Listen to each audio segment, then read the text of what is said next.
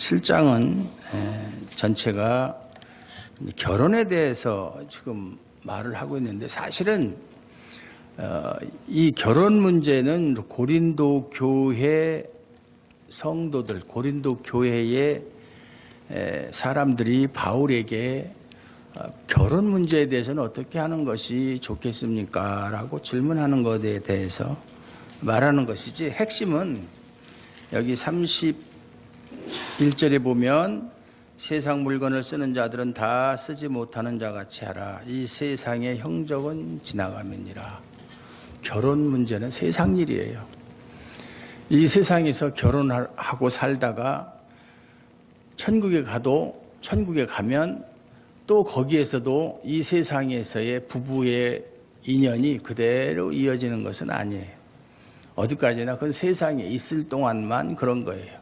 뭐 부부뿐만 아니라 부모와 자식 관계도 그렇고 형제 관계도 그렇고 모든 인간 관계가 이 세상에서 살 동안만의 관계지, 하늘나라에 가서는 그건 다 없는 거예요.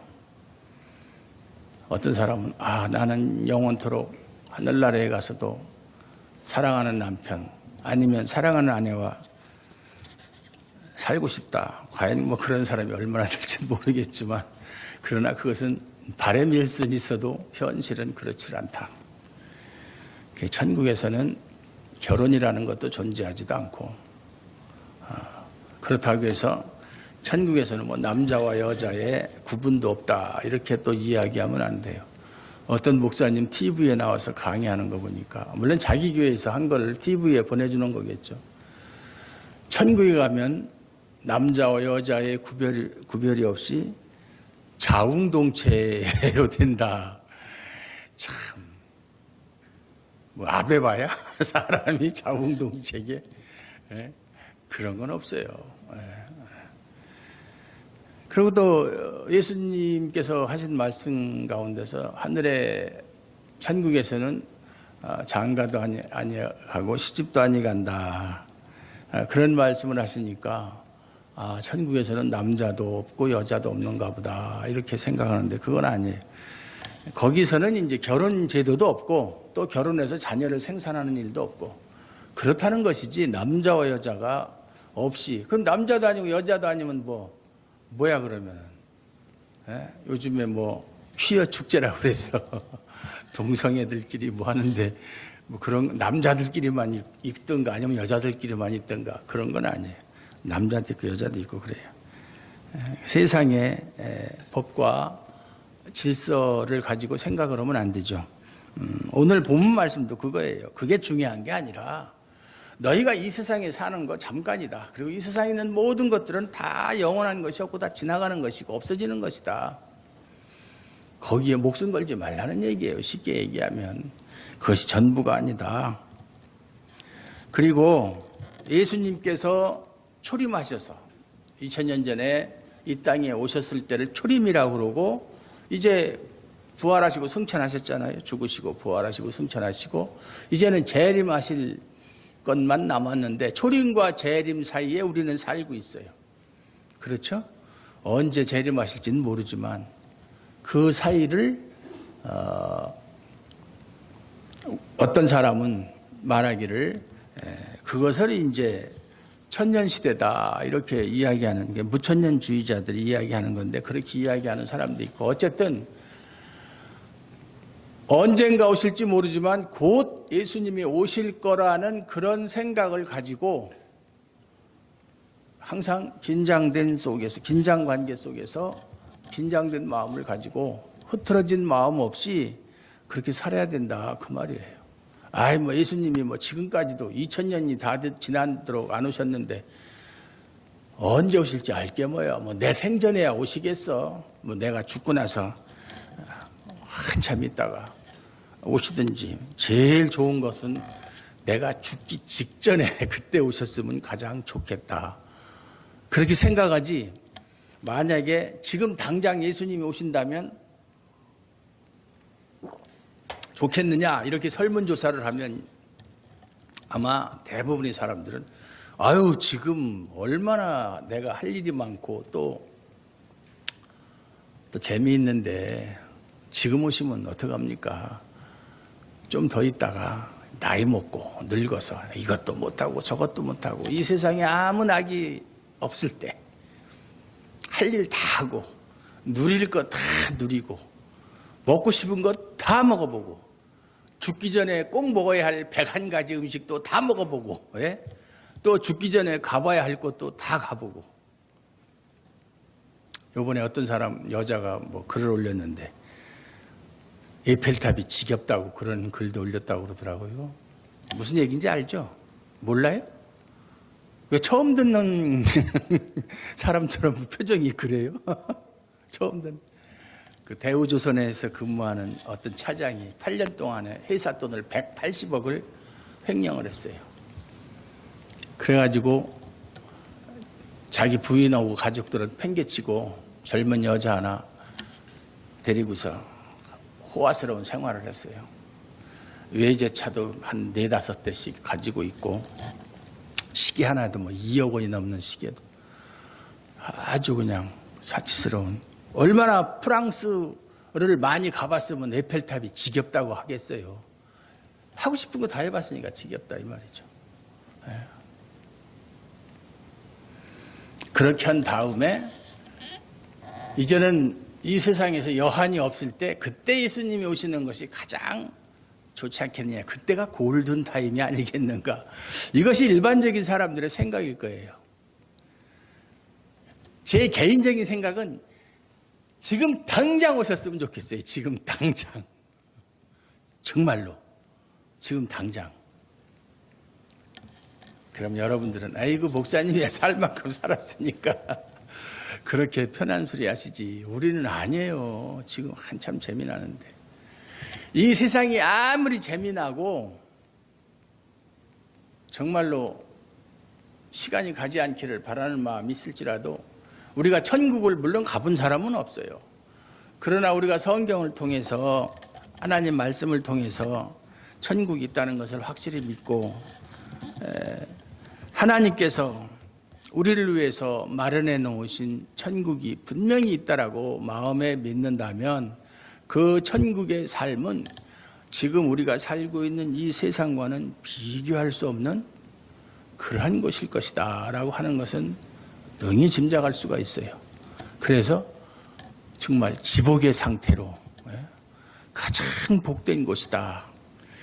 그런 믿음이 있기에 수많은 우리의 신앙의 선진들이 목숨까지도 내걸고 그 신앙을 배신하지 않고 그렇게 살았던 거예요.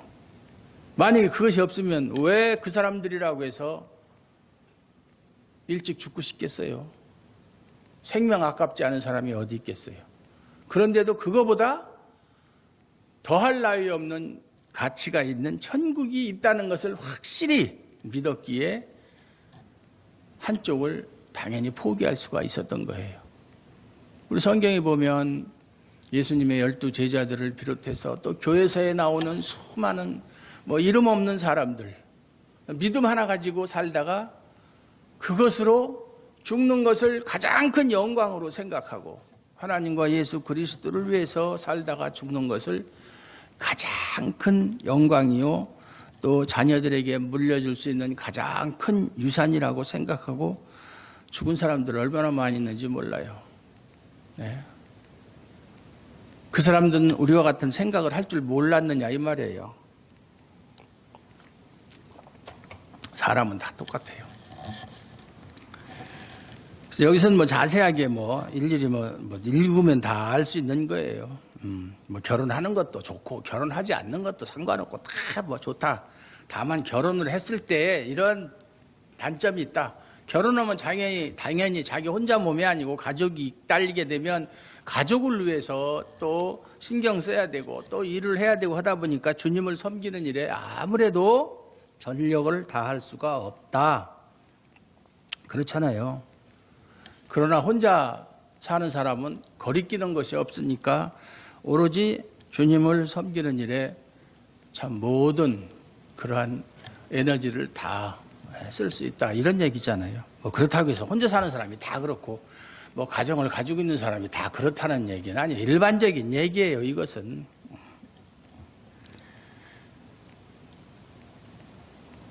그러면서 결혼을 했느냐?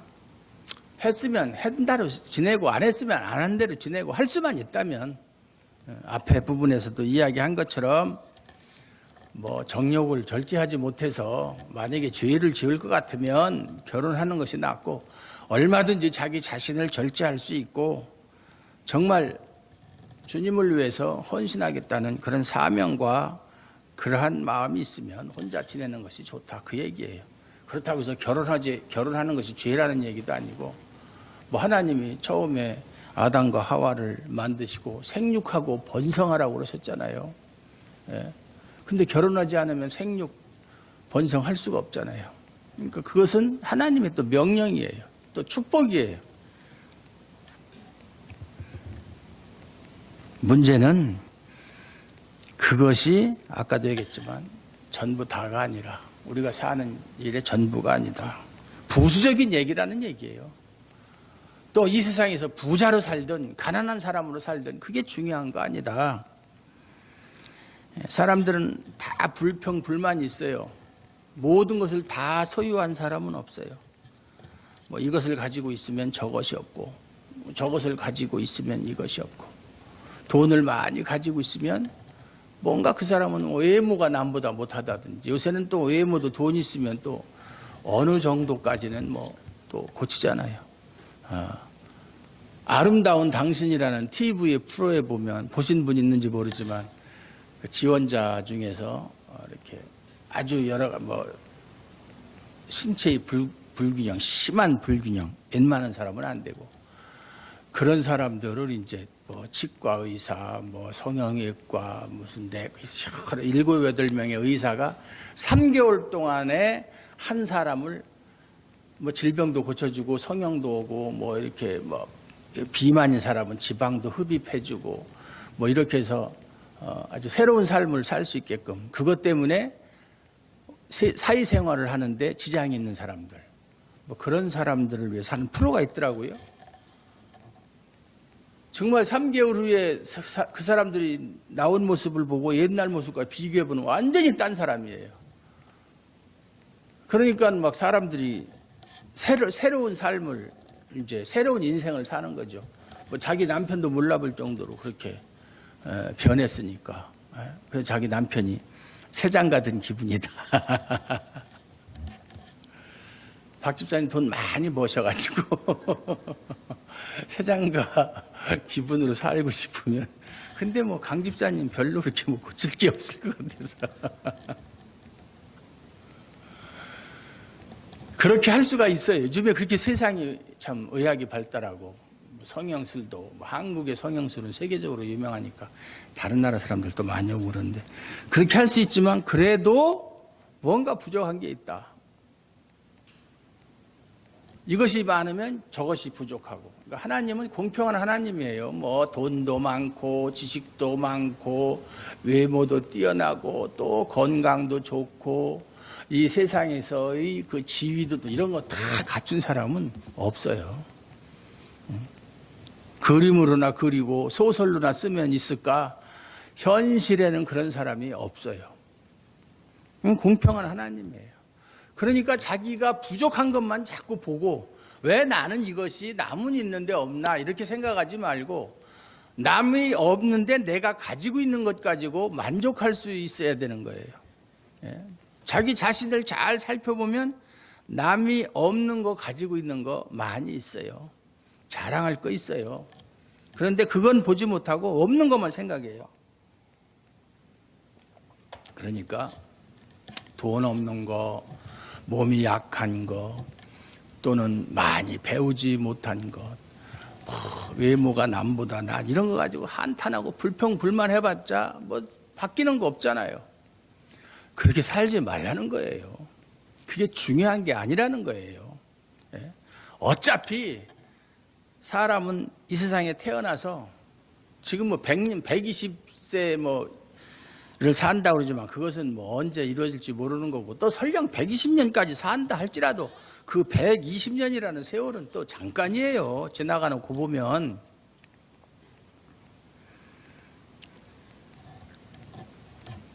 아무리 모든 조건을 다 갖춰도 그거밖에 못 사는 것이 인생이다. 그리고 외모라는 것도 젊었을 때 얘기지.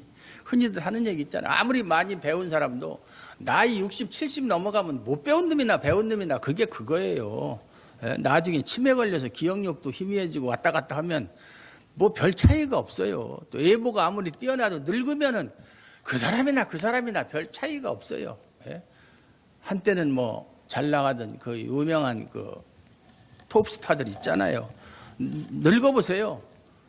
똑같아요. 오히려 젊었을 때 무리하게 자기 몸을 관리하고 그러느라고 뭐 보톡스도 맞고 성형도 하고 뭐 이렇게 하다가 나이가 먹으면 그렇게 못하니까 그냥 하루아침에 그냥 망가지는 거예요. 몸이 정상적으로 자연스럽게 그렇게 되는 게 아니라. 그래서 세월이 흘러서 자기가 늙고 병드는 것을 자연스럽게 받아들이는 마음의 여유를 가져야 돼요. 특히나 우리 그리스도인들은. 뭐 세종에 있는 어떤 교회 어떻게 하다 들어가 보니까 막 광고를 하는데 아픈 사람 있으면 다 와라. 뭐 우리가 다 뭐 기도해서 뭐 해서 뭐 치유를 한다. 그래 놓고 못 오는 사람은 이메일이나 뭘로 자기가 아픈 병명과 뭘 하면 또 그거 보고서도 참 예수님 하나 태어났어요. 나타나서 세종이. 그렇게 했다가 안 났으면 어떡하려고 그렇게. 거기 안 났으면 그만이지 뭐. 그건 내 믿음이 없어서 그런 거지.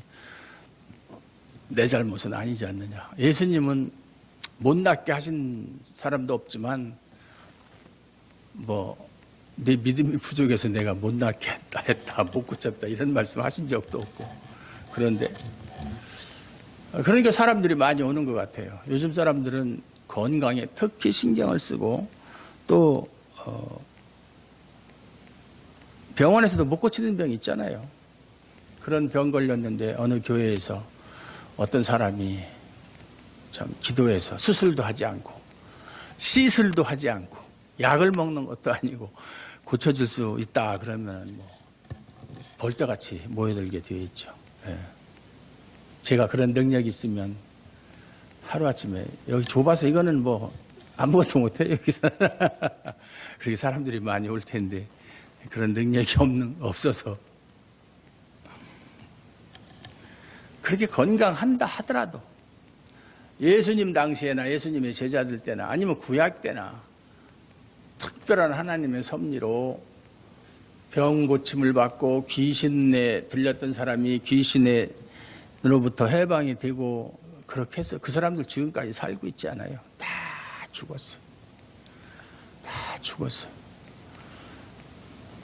뭐 예수님이 그 사람들 심지어는 죽은 사람도 살리고 그랬는데 그것이 살려놓고 나서 죽지 않고 계속 앞으로 영원히 살아라 이런 목적으로 살려놓은 거 아니에요. 생명의 주도권이 주님한테 있다. 사람을 살리기도 하고 죽이기도 하고 하는 것이 주님의 권세에 있다는 것을 보여주기 위한 하나의 모델로 그렇게 한 것이지 다른 의미가 없어요. 예수님이 십자가에 죽으셨을 때 기적이 일어났잖아요. 무덤이 터지고 잠자는 자들이 다 나와서 성에 들어가서 돌아다니고 그랬다고 그랬잖아요. 그 사람들 지금 어디서 사는지 몰라요. 다 죽었어요. 그게 인생이에요. 우리 인생은 하나님께서 우리를 이 세상에 보내셔서 그 짧은 기간 동안에 우리를 시험하시는 거예요. 테스트하는 거예요. 과연 이 시간 동안에 얼마만큼 네가 나를 바라보고 내 중심으로 사는가 그걸 판단하시고 그에게 영생을 주실 것이냐 아니면 영벌을 주실 것이냐 결정하는 무대예요. 인생이라는 게 그러니까 그렇게 허술하게 소홀하게 생각하면 안 된다 이 말이에요. 무엇이 가장 우선순위이냐 무엇이 가장 가치 있는 일이냐 그 우선순위를 정하고 살라 이 말이에요. 그 중요하지도 않은 일에 목숨 걸고 거기에 그냥 마치 그것이 전부인 것처럼 거기에 올인하지 말라. 어리석은 사람들이 그렇게 한다 이 말이에요.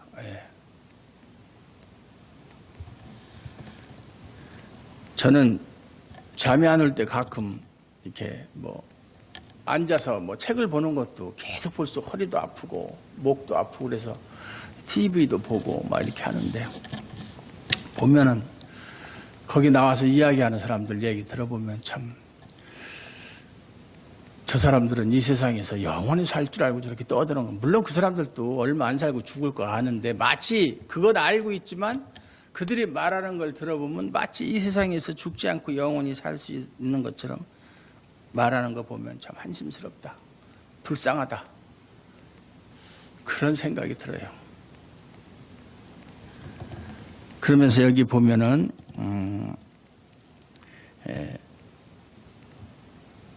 38절에 보면 그러므로 처녀 딸을 시집 보내는 것도 잘하거니와 시집 보내지 아니하는 자가 더 잘하는 것이니라. 그 당시에 이제 바울이 편지를 쓰기 당시에 그때도 박해가 시작이 됐었어요. 부분적인 시작이. 대대적인 박해는 이제 네로 황제 때부터 그때가 이제 AD 54년경인데 그때부터 10대 박해라고 하는 아주 그냥 가혹한 박해가 시작이 됐어요. 이때만 해도 아직까지 그런 박해는 시작이 되지 않았을 때예요. 조금 있으면 이제 박해가 시작되는데 너희가 그 박해를 견디고 믿음 위에 굳게 서기 위해서는 정말 각오가 필요하다. 정말 믿음으로 무장하지 않고서는 그런 박해를 만났을 때 믿음을 저버리지 않고 믿음을 끝까지 지키기가 어렵다. 그런데 세상 일에 매여가지고 뭐 여기 분유함 없이 그러니까 뭐냐면은 막 마음이 나누이고 정신이 산란해가지고 뭐 어떻게 하는 것이 좋을지 이거 해야 좋을지 저걸 먼저 하는 것이 좋을지 이렇게 살다가는 박해를 만나면 그 믿음은 뭐 견딜 수 없는 믿음밖에 안 되는 거니까 그래서 지금 걱정해서 바울이 하는 말이에요. 그리고 또 이 당시만 해도 사실 모든 사람들이 예수님께서 부활하시면서 승천하시면서 내가 곧 오겠다고 그랬으니까 그 곧 오겠다는 것을 자기들이 살아 생전에 오실 줄로 알았어요. 그런데 10년이 지나고 20년이 지나도 안 오시거든요. 그러니까는 사람들이 아이고 뭐 이거 아니네. 아무리 기다리고 그동안 참고 잘 견뎠는데 별 소용이 없네. 그러니까 그때부터 믿음을 저버리고 방탕한 생활을 하는 사람들이 하나씩 둘씩 늘어나기 시작했어요. 믿음에서 떨어졌다는. 또 그거에 대해서 또 이제 데살로니가 전후서에 보면 또 바울이 편지를 썼죠. 어떤 이들이 말하는 것처럼 더디 오는 것도 아니고 또 그러니까 너무 그렇게 내일 당장 오실 것처럼 그렇게 조급하게 생각해서도 안 되고 또 뭐 언제 먼 훗날 뭐 우리가 알 수 없는 시대에 우리가 뭐 아주 정말 수천 년 후에 오실 것처럼 그렇게 생각하고 방심해서도 안 된다라는 것을 또 이제 다른 성경에서 또 말하고 있어요. 그러니까 항상 우리는 균형 감각을 잃으면 안 돼요. 그러니까 그 스피노자라는 사람이 그랬잖아요. 내일 지구가 멸망할지라도 나는 오늘 한 그루의 사과나무를 심겠다. 그 사람이 유대인이에요. 스피노자라는 사람이 유대인인데 그 사람이 이제 이야기한 것처럼 내일 예수님이 오실다 할지라도 오늘까지 내가 할 일을 다 하고 살아야 되고 또 예수님이 앞으로 1000년 후에 오신다 할지라도 당장 내일 오실 것처럼 또 살아야 되고 그렇게 살아야 된다 이 말이에요.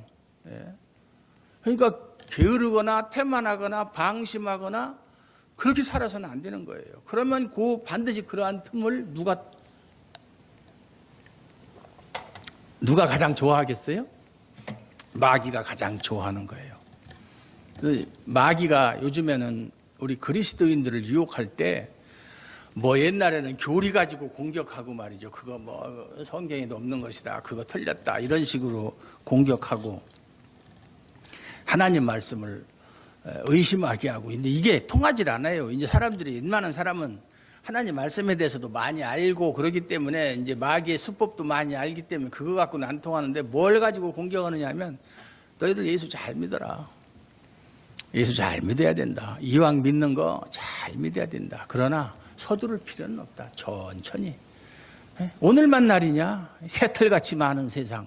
흔히 세상 사람들 하는 얘기로 오늘 못하면 내일 하면 되고 금년에 못하면 내년에 하면 되고, 내일이라는 것은 보장되어 있질 않아요. 예? 제가 오늘 예배 마치고 집에 가다가 죽을지도 몰라요. 예? 그건 아무도 그건 장담할 수가 없잖아요. 항상 그런 생각을 갖고 살아야 돼요. 예? 이 죽음이라는 게 한자로 보면 죽을 사자잖아요. 죽을 사자. 죽을 사자를 파자. 이 한자는 이제 하나하나 떼서 이제 이렇게 생각할 수 있는 한일자. 한일자에다가 저녁 석자에다가 그게 비수 비자예요. 그게 죽을 사자예요. 한일자 어느 날 그건 아무도 모르는 날 저녁에 뭐 저녁도 될 수 있고 낮도 될 수 있고 새벽도 될 수 있죠. 그때 갑자기 날아오는 칼 비수처럼 날아오는 게 죽음이라는 거예요. 아무도 예상할 수 없다는 거예요. 언제 닥칠지, 어떤 방식으로 올지, 내가 병에 걸려서 죽을지, 교통사고로 죽을지 아무도 그걸 몰라요. 예. 그게 죽음이에요. 가장 우리 살아있는 사람과 가까운 있는 게 죽음이에요. 죽음. 근데 사람들이 죽음에 대해서 생각을 않고 살아요. 죽음은 나하고 가장 멀리 떨어져 있는 존재. 이렇게 생각하고 산다 이 말이에요. 만약에 죽은 사람이 말이 없어서 그렇지 죽은 사람한테 잠깐 1분만 너 다시 살았다가 죽어라고 딱 살려놓고 나서 할 말 있으면 해라 그러면 내가 이렇게 죽을 줄은 몰랐다. 그 남들은 이렇게 죽을 수 있어도 나는 이렇게 죽을 줄 몰랐다. 이렇게 얘기하고 다시 꽥 하고 죽을 거예요. 그건 들어보나마나 뻔한 소리예요. 사람들이 어떤 불행한 일이 닥치면 어떻게 그런 일이 나한테 닥치는가. 김영삼 대통령이 한 소리처럼 어째 이런 일이 어떻게 이런 일이. 자기 아들 김현철이가 그렇게 비자금을 많이 챙기고 구속됐을 때 현직 대통령 아들이 구속되는 그런 불행한 일을 당했잖아요. 어째 이런 일이, 어떻게 이런 일이 있을 수가 있는가. 아무도 예상할 수가 없는 일이죠. 좋은 일이 생기면 어떻게 이런 소리 하는 사람은 없어요. 불행한 일을 만났을 때. 살면서 불행한 일을 만나는 일들이 시간이 많아요. 좋은 일을 만나는 시간이 많아요. 따지고 보면요. 여러분 지금까지 살아온 거 긴 시간이라면 긴 시간이고 길지 않다면 길지 않은 시간인데 여러분이 마음 먹었던 대로 된 일이 많아요. 마음 먹었던 대로 안 되는 일이 많았어요. 안 되는 일이 더 많았어요. 안 되는 일이. 여러분들 마음속으로 그럴 거예요. 내가 마음 먹은 대로 됐으면 내가 이 자리에 앉아있지도 않는다. 아마 그렇게 생각할 거예요. 그게 인생이에요. 인생을 너무 낙관적으로 그렇게 바라봐서는 안 돼요. 그렇다고 또 절망적으로 바라봐서도 안 되는 거예요. 왜냐하면 우리에게는 하나님이 우리의 든든하신 보호자로 계시고 우리의 구원자 되시는 예수 그리스도가 항상 우리와 함께 계시고 그러니까 우리는 그렇게 세상 사람들처럼 절망적으로 세상 사람들은 죽으면 그만이니까 다시는 구원의 기회가 없으니까 슬피 울고 정말 애통해 해야 돼요. 그 사람들은 끝났으니까. 천주교에서 말하는 것처럼 죽고 나서도 회개하면 지옥에 갔던 사람이 천국에 가는 일은 결코 없으니까 그래야 되지만 우리는 그렇지 않아요. 우리가 이 세상에서 가난하게 살았던 부하게 살았던 정말 높은 사람으로 살았던 천한 사람으로 살았던 상관없이 일단 나중에 하나님 앞에 가면 가장 하나님께서 우리 분에 넘치는 큰 상으로 우리에게 주실 줄로 믿습니다. 불평불만하고 살 이유가 전혀 없어요. 세상에 얽매이며 살 필요 없고 세상에 빠져서 앞뒤 분간 못하고 그렇게 그냥 헤매고 살아서도 안 되고 아내가 그 남편이 살 동안에 매여 있다가 남편이 죽으면 자유하여 자기 뜻대로 시집갈 것이나 주 안에서만 할 것이니라. 참 성경이 이것이 지금으로부터 2000년이 넘은 시기에 쓰여졌는데 그때 과부가 결혼하는 것은 재혼하는 건 죄가 아니다. 우리나라는 조선조 시대만 해도 과부가 죽으면 재혼을 못했죠.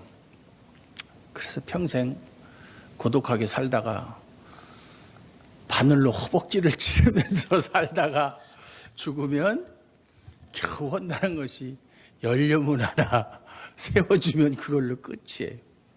참 미련했죠, 한마디로 얘기하면. 그러다가 언제 과부가 재혼을 할 수 있었어요? 1894년 7월 달부터 2년 동안 시작된 갑오경장 또는 갑오개혁. 갑오개혁이라고 그러죠. 요즘에는 갑오경장이라고. 우리 때는 갑오경장이라고 배웠는데 요새는 갑오개혁. 그때 참 일본 사람이 우리나라에 와서 못된 짓 너무나 많이 하고 잔인한 짓 많이 했지만 또 잘한 일도 있어요. 조금이라도. 그래서 그때 갑오개혁 때 첫째 한 일이 뭐냐면 신분제도를 없애버렸어요. 양반 쌍놈 하는 거. 그거 얼마나 잘한 일이에요. 그거 없애버렸죠. 그 다음에는 그때는 뭐 9살 10살만 되면 그냥 결혼시키고 좋은 풍습이 있었잖아요. 그거 하지 말아라. 그렇게 했고 세 번째가 과부는 제가해도 괜찮다. 과부들한테는 복음이죠. 그러니까 그때부터 과부가 제가하는 것은 법으로 허용이 됐어요. 근데 성경은 2000년 전에 이미 벌써 사람이 살 동안만, 결혼관계라고 하는 것은 살 동안만 유효한 것이지 둘 중에 하나가 죽으면 그때는 다 끝나버리는 것이다.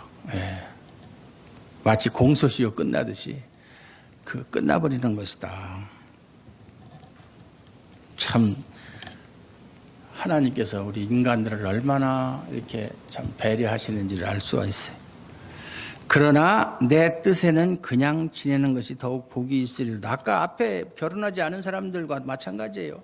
결혼하지 않은 사람은 처녀 총각도 있지만 과부나 호라비도 마찬가지예요.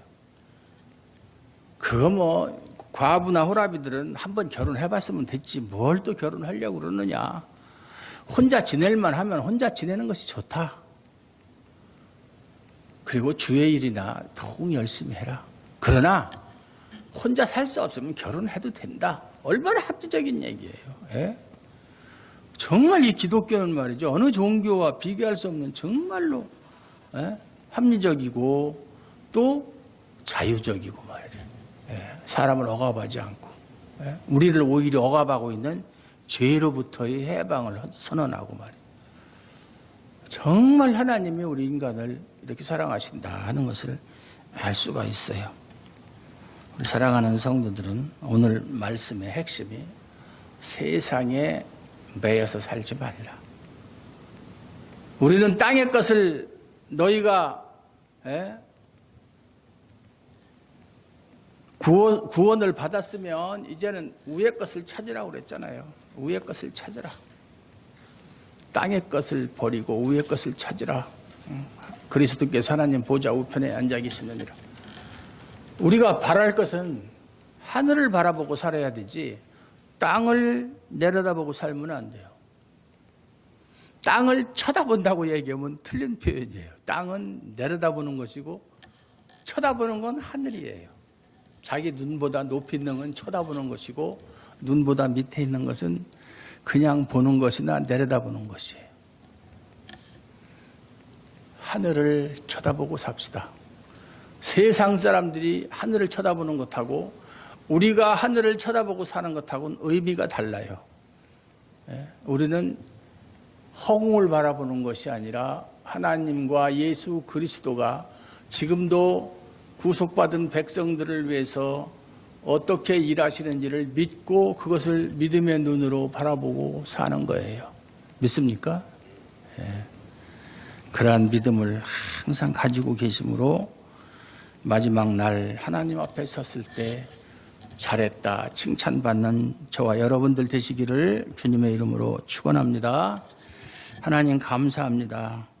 마지막 때에 저희들 불러주시고 이 마지막 때에 하나님의 말씀을 통해서 예수 그리스도를 우리가 알 수 있게 도와주시고 또한 예수 그리스도를 통해서 하나님 아버지의 사랑을 알게 하시고 그래서 우리가 세상에 빠져서 세상을 사랑하거나 세상의 가치관에 우리의 모든 것을 맡겨버리는 어리석은 자 되지 않도록 하나님 붙잡아 주시고 하늘을 쳐다보며 하나님과 예수 그리스도를 바라며 그 영광을 바라보며 살아갈 수 있도록 우리를 뽑아주신 하나님 아버지께 다시 한번 감사의 말씀을 드립니다. 우리가 그렇게 복된 존재임을 깨닫고 항상 감사하며 주님을 위해서 주의 몸된 교회를 위하여 살아갈 수 있도록 복을 내려 주시옵소서. 예수 그리스도의 이름으로 감사드리옵고 기도하옵나이다. 아멘.